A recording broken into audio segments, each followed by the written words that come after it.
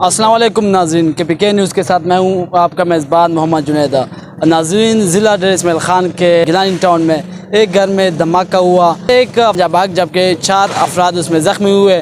اس حوالے سے میرے ساتھ موجود ہے جس گھر میں دھماکہ ہوا ان کا بندہ موجود ہے، اس سے بات کریں گے۔ سر بتائیے گا سر، کیسے دھماکہ ہوا؟ کیا سر جی، میرا گھر طارق آباد میں ہے، تو میں نے اپنے گھر کے اندر ایک دھماکہ صبح سنا، 8:20 کا ٹائم تھا تقریباً۔ تو اس کے بعد جب میں باہر نکلا تو میں نے ادھر، کیونکہ تقریباً سامنے والی گلی میں نظر آتا ہے، تو میرے بھائی کے گھر کے سامنے لوگ جمع تھے، تو میں بھی دوڑ کر واپس آیا۔ تو جو پڑوس سے ماشاءاللہ ساروں نے بڑی محنت کر کے جو ایک شخص جو شدید زخمی تھا اس کو چارپائی پہ باہر ڈالا ہوا تھا، اور ایمبولینس کو بھی کال کر دی تھی، اور باقی جو عورتیں زخمی تھیں یا ایک بچہ زخمی تھا ان کو ہاتھوں سے پکڑ کر پھر ایمبولینس میں شفٹ کر کے ہاسپٹل پہنچایا۔ اور دھماکے کے بارے میں کوئی شیورٹی ہماری نہیں ہے، یہ تو ماشاءاللہ پولیس نے کوئک ایکشن دکھایا۔ ایسے ارسلان خان گنڈاپور جو سٹی کینٹ ہے وہ فوراً موقع پہ پہنچے، ان کی انویسٹیگیٹر جو ایجنسی کے بندے تھے وہ بھی آئے، اس کے علاوہ عنایت ساگر صاحب آئے جو بام ڈسکوبر اسکواڈ کے ہیڈ ہیں، تو ان ساروں نے اپنی تفتیش وقت پہ مکمل کر لی۔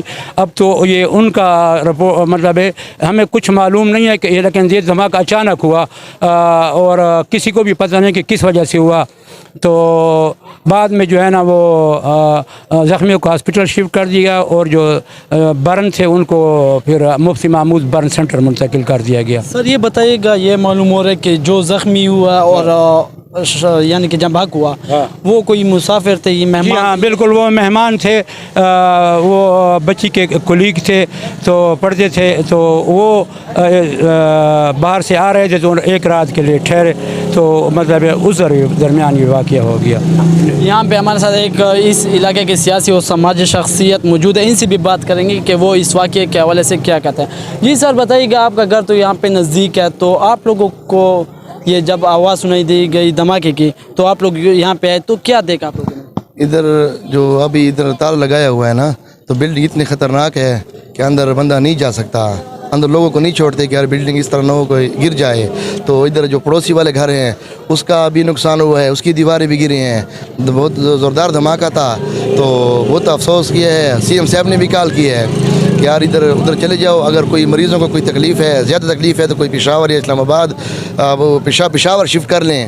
تو ایمبولینس کا بھی بندوبست کی ہے، ابھی جا رہے ہیں مفتی محمود ادھر جا رہے ہیں، تو ادھر معلومات کرتے ہیں، اگر مریضوں کو زیادہ تکلیف ہے تو انشاءاللہ اس کو پشاور لے جاتے ہیں۔